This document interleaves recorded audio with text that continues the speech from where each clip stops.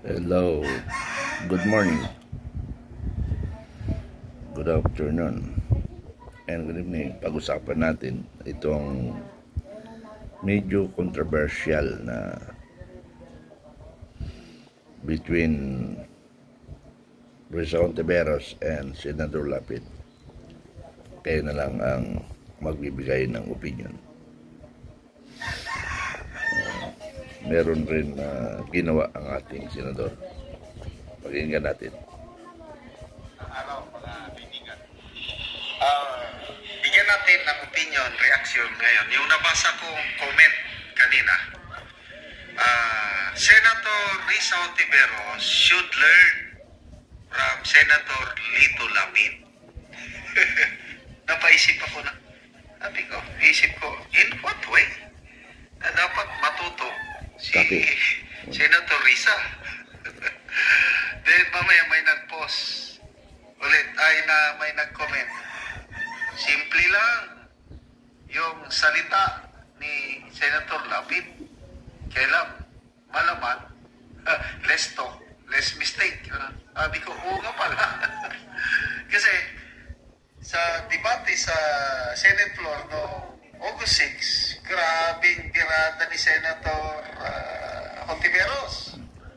Samantalang si Senator Lapid, nakaupo lang, listener. Ganun-ganun lang.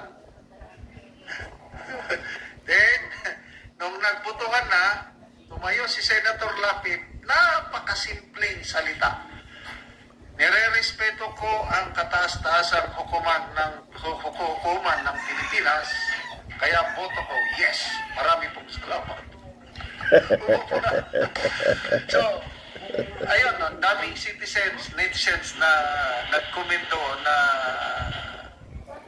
yung iba may pagka-negative, kailan mas marami ang ganahan.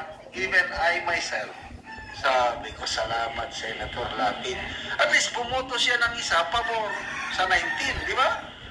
Padamihan ng boto eh. Lahat sila nagsasalita o hindi. Iisa lang ang boto. Nagsa sila. Kaya saludo ako, pasalamat ako kay Senator Lapid. Kahit hindi nagsasalita, nung bumoto siya, it counts the most.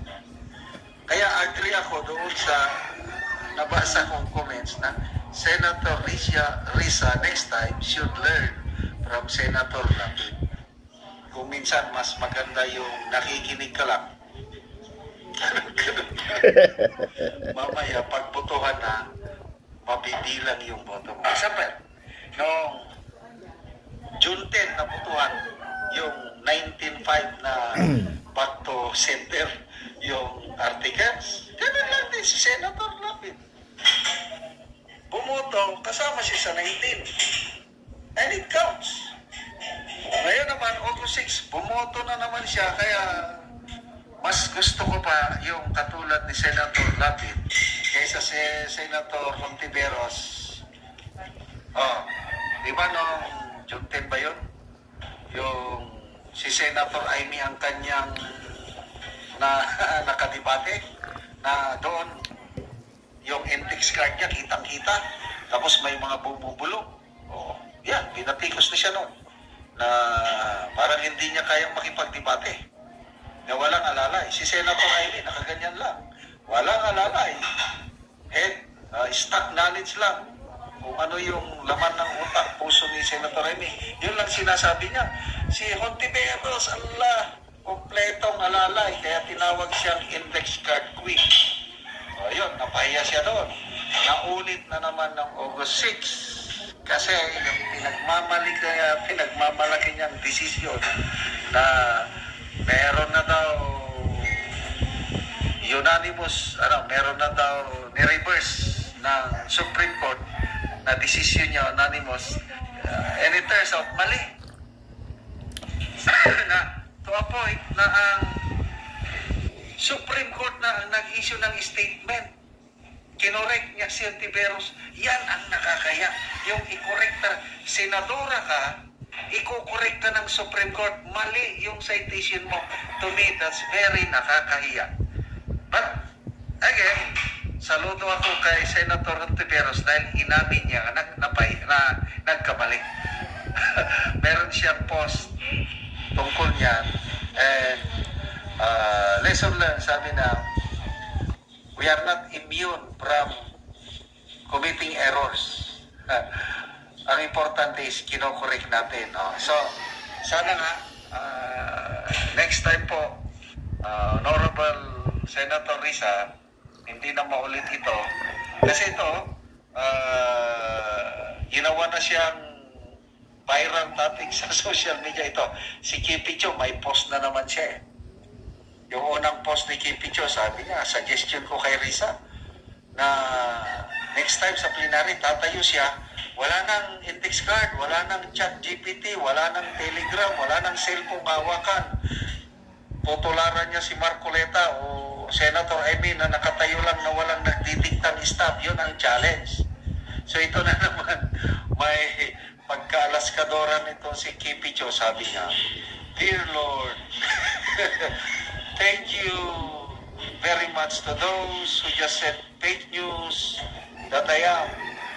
Yung, di ba nung TRICOM, pinalabas na nagpapalabas si Kipicho ng fake news, kaya humingi ng napilitang mag-sorry. Ang ano sa kanya, pumira sa kanya si Jude Asedre, si Benny Abante.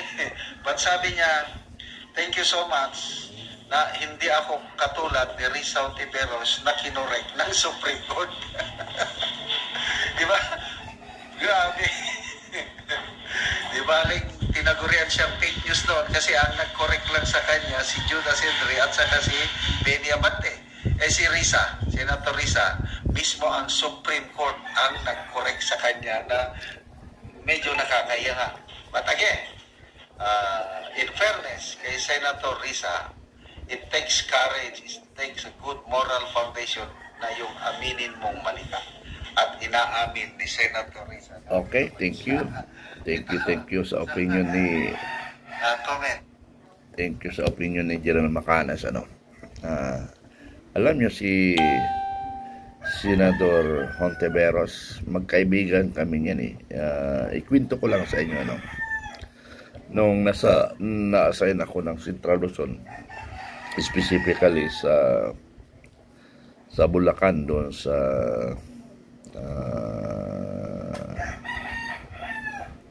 Pandi Bulacan yata yun, Pandi Bulacan, na kung saan marami siyang tauhan doon. Yung nalala niyo yung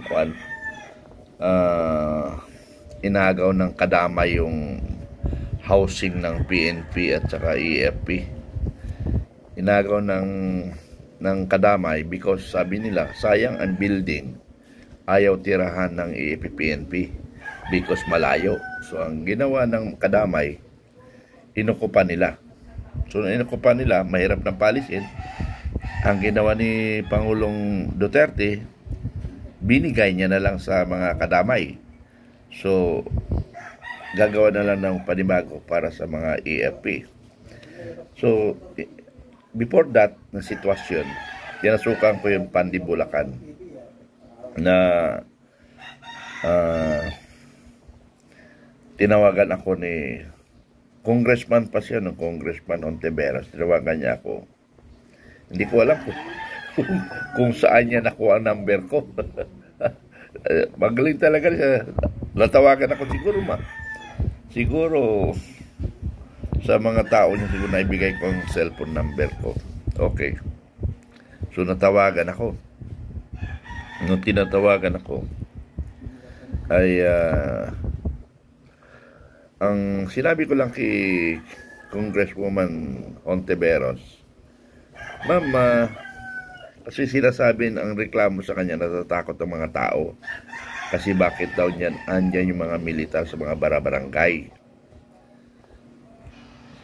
Ang sinabi lang kay Senador Ontiveros, Ma'am, ang inutos ko lang sa mga sundalo ko ay sinabi lang na narito kami ng mga sundalo sa inyong barangay upang tulungan kayo sa inyong mga pangailangan na kakayahan namin, at inaantay ko rin kung ano rin ang maitulong nyo sa ating gobyerno So, ibig sabihin, nagpapalitan lang tayo. Nagpapalitan lang tayo. Okay. So, gano'n na nga.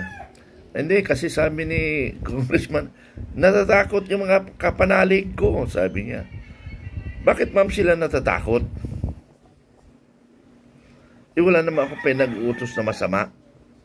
Baka may kasalanan sila ma'am, kaya natatakot. Hindi, wala silang kasalanan. Kapanalig ko nga sila eh. Mabuti siguro Major, maimbitahan kita sa Congress, sabi niya sa akin. Ay, kinagagalak ko ma'am, idol ko po kayo. Na makita kayo ng personal. Kaya nga lang kako, may protocol ma'am kami na kailangan ipaalam kami sa aming mga commanders. So, sino ang commanders mo? Sabi sa akin. Nag-isip ako, ayaw ko magbigay ng commander na medyo takot sa congressman dahil yun sa yung commission of appointment. Diyan sila natatakot sa commission of appointment eh. Yung isang colonel, mag-full-fledged colonel. So meaning, delikado. Delikado. So, hindi ko siya binigay ng pangalan. Ang binigay ko ng pangalan, dalawa kasi ang Gomez sa amin, dalawang general, isang division commander at saka brigade commander. So, alam ko yung brigade commander, yun ang masiga-siga. Yun ang binigay ko. Pero, kung talaga eh. After how many, minutes yata eh, oras, tinawagan ako ng division. Ang tumawag sa akin division, hindi ko malaman si General Gomez o yung batalyon commander ko. Sabi niya, Jun, easy ka lang dyan sa iyong trabaho. Kasi may tumawag eh. Tinawagan ako ni Congressman Ita Rosales. Uy, bakit ngayon pala wala na si Congressman Ita Rosales? Hindi ko na narinig. Bakit daw sir, medyo natatakot daw yung tao sa inyo, kaya medyo alala lang. Sabi ko, noted sir. Ganun. Pero hindi naman ako napatawag sa Congress. Pero gusto ko nga pumunta ng Congress eh. Kung pinapayagan ako ng mga tao ko. Ng commanders ko. So, ganun lang. Si Senator Hontiveros, mayroon kami pinagsamahan niya na ang akala ni Senator Hontiveros, kaya niya ako paikutin o takutin. Bakit tayo matatakot? Ako is, I am only performing my mandate to the Filipino people na protektahan sila. So, bakit ako matakot? So, yun ang nangyari. Kaya si Senador Hontiveros, sa totoo lang, yan ang matawag na Tres Marias. May mga pangarap o ini-endorse ng NPA na maging presidente ng Pilipinas. Kaya ngayon, kumikilos sila ngayon. Ang labanan ngayon, mga kaibigan, mga main union firm personnel, AFP, nanawagan ako sa AFP ngayon, na ang labanan ngayon nandito sa Metro Manila. Marami ako na-interview na dating NPA, kaso surrender lang. So, ibig sabihin, marami silang connection. Nakasama nila yan. Marami silang nakasama dyan ng mga NPA. Huwag muna. So, yun lang po. So, ganun ang nangyari mga kaibigan, So, panawagan ko sa AFP,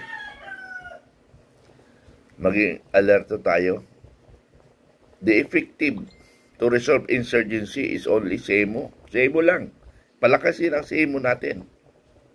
Or psychological operation. Because insurgency is war of propaganda. Yun lang yun. Maraming magagaling sa atin, pero hindi naman natin ginagawa. Puro tayo more on combat. More on combat lagi ang Okay, yun lang mga kaibigan. More on SEMO ang ating effort ngayon. Hindi dapat more on combat. Kasi once nakapatay tayo na NPA, dumadami ang NPA lalo. Kung may nagsusurrender, mas lalong nabawas ang NPA. Tingnan mo marami ako narinig na tawag sa amin kasi naka-score ng NPA, dami na patay na NPA. Mayroon sa Samar, mayroon sa Bicol, ang dami. Pero Hindi nila alam, lalong dumadami ang kalaban ngayon. Dahil sa daming napapatay nila o napapatay ng armed forces o ng gobyerno. Dumadami ang NPA kasi daming namatay, daming kapalit. Yun yung natin mga kaibigan eh. So, palaki sa ang CMO natin. Yan yung laban ngayon. Nagtataka ako, na-resolve ng NPA, pero ngayon bakit lalong dumami, madaming mga encounter. Madaming encounter ng NPA versus government. So, ibig sabihin, lumalakas ang NPA ngayon. Pero, para sa kalaman ng lahat, nasa loob ng Metro Manila lang ngayon kalaban. Mahirap ang kalaban pag nasa Metro Manila. Okay lang, maraming salamat.